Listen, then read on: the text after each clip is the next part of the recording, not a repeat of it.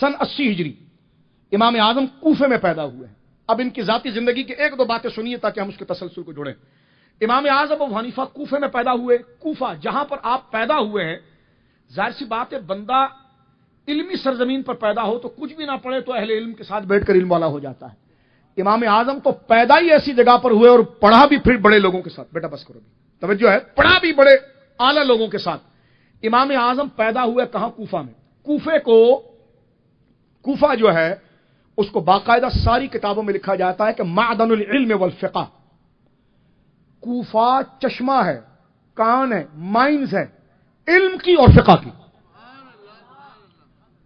ابن تیمیہ بھی یہ لکھ گئے کہ علی المرتضیٰ کا علم جہاں کھلا وہ کوفہ تھا.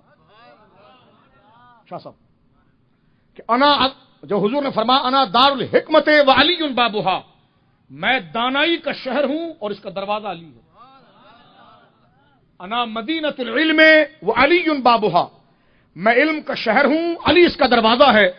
ابن تیمیہ بھی اس بات کو لکھ گئے کہ علی المرتضیٰ کی ذہانت سے جو سب سے زیادہ جس علاقے نے فائدہ اٹھایا وہ کوفہ تھا.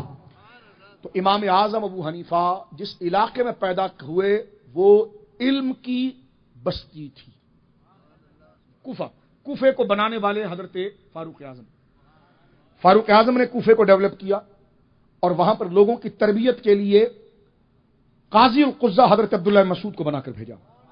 ان کے ساتھ حذیفہ بن یمان کو بھیجا، ان کے ساتھ ابو موسیٰ اشعری کو بھیجا، 70 کے قریب بدریوں کو بھیجا. مجھے بتاؤ جہاں ایک صحابی پہنچے وہ جہالت کی زمین علم کا سمندر بن جاتی ہے. جہاں حضرت عبداللہ بن مسعود جیسا آدمی، میں وقت نہیں ورنہ ان کے فضائل میں آپ کے سامنے پڑھتا، صحابہ میں کبار علماء میں ان کا نام آتا ہے. رسول اللہ کی مجلس شورا میں حضور کے سامنے بیٹھنے والوں میں ان کا نام آتا ہے. حضرت حذیفہ بن یمان، حضرت ابو موسیٰ اشعری، بدری صحابہ جو بدر سے جہاد میں جو شہید نہیں ہوئے آ گئے، اور گریٹ اور مرتبے کے حوالے سے ان کا مرتبہ اور ان کی شان گویا کہ بہت ہی اعلیٰ اور گویا کہ رہی.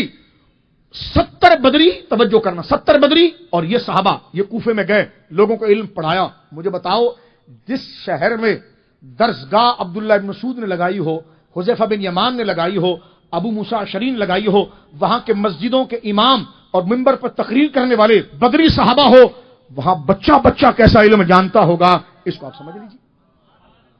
امام اعظم ابو حنیفہ کوفے میں پیدا ہوئے. اب آخری ایک بات عرض کر کے بات آگے لے کے چلتا ہوں. امام بخاری نے حدیث شریف لکھی، کتاب بخاری شریف، ٹھیک ہے. 16 سال میں بخاری شریف امام بخاری نے لکھی. کتنے جی؟ 16 سال. بخاری شریف کو مدون کرنے میں، مرتب کرنے میں، جمع کر کے امام بخاری کو 16 سال لگے. آپ نے حدیثوں کا علم ہونے کے باوجود آپ مزید تحقیق کے لیے علاقوں میں جاتے تھے اور ان علاقوں میں زیادہ جاتے تھے جہاں صحابہ کے شاگردوں کے شاگرد موجود تھے، اور ان کو باقاعدہ پوچھتے تھے کہ دیکھیں مجھے یہ حدیث پہنچی ہے تو کیا آپ کے استاد جو فلاں صحابی کے شاگرد تھے اور آپ ان کے شاگرد ہیں تو آپ کے استاد یہ حدیث آپ کو پڑھاتے تھے؟ وہ کہتے رکو ہم اپنی کتاب لے کر آتے ہیں جو ہم نے اپنے استاد کے پاس بیٹھ کر حضور کی حدیث لکھی ہے اور ہمارے استاد نے جو صحابی کے سامنے بیٹھ کر لکھی ہے وہ باقاعدہ ٹیلی کرتے کہتے ہیں ہاں یہ حدیث ہے، تو امام بخاری اس کو اٹھا کے بخاری میں لکھ دیتے. میں آسان کر رہا ہوں. 16 سال امام بخاری سے کہ سفر نامے آپ پڑھ لیجئے. امام بخاری سے پوچھا گیا کہ آپ نے حدیث لینے کے لیے اور حدیث جو اصل ہدایت علم ہے اس کو لینے کے لیے آپ نے کن کن علاقوں کا انتخاب کیا، آپ کو کہاں کس کس علاقے کے اندر ایسے ماہر علم ملے کہ آپ وہاں جا کر علم لے کر آئے کہ آپ کو پتا ہے یہاں سچے لوگ موجود ہیں، یہاں حضور کی حدیث ہے، یہاں پر حضور کے صحابہ کے شاگردوں کے شاگرد ہیں. اور امام بخاری جیسا علم والا کوئی غلط جگہ کا انتخاب، انہوں نے کہا جی میں نے تو مکہ گیا، مدینے گیا، مصر گیا، شام گیا اور کوفہ گیا. کہنے لگے اچھا. پوچھا گیا آپ یہ بتا سکتے ہیں آپ کتنے علاقے میں کتنی دفعہ گئے؟ کہاں بتا سکتا ہوں. آپ نے تعداد بتائی، مکہ اتنی دفعہ گیا حدیث لینے کے لیے، مدینہ شریف اتنی دفعہ گیا حدیث لینے کے لیے، مصر اتنی دفعہ گیا، شام اتنی دفعہ گیا. پھر چپ ہو گئے. فرمایا آپ نے کوفے کا نام نہیں لیا. کہ لگا میں کوفہ اتنی دفعہ گیا ہوں کہ مجھے یاد ہی نہیں ہے. یہ دوسری بات.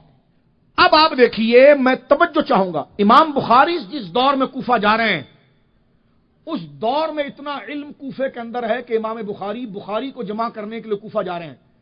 اور امام اعظم امام بخاری کے بعد نہیں آئے بلکہ امام بخاری جس دور میں کوفہ جا رہے ہیں اس سے 80-90 سال پہلے امام اعظم اس علاقے میں گزر چکے ہیں. تو جب آپ کے 80-90 سال کے بعد کوفہ میں علم اتنا ہے تو جس دور میں امام اعظم ہوں گے اس وقت کوفے کا علم کہاں ہوگا؟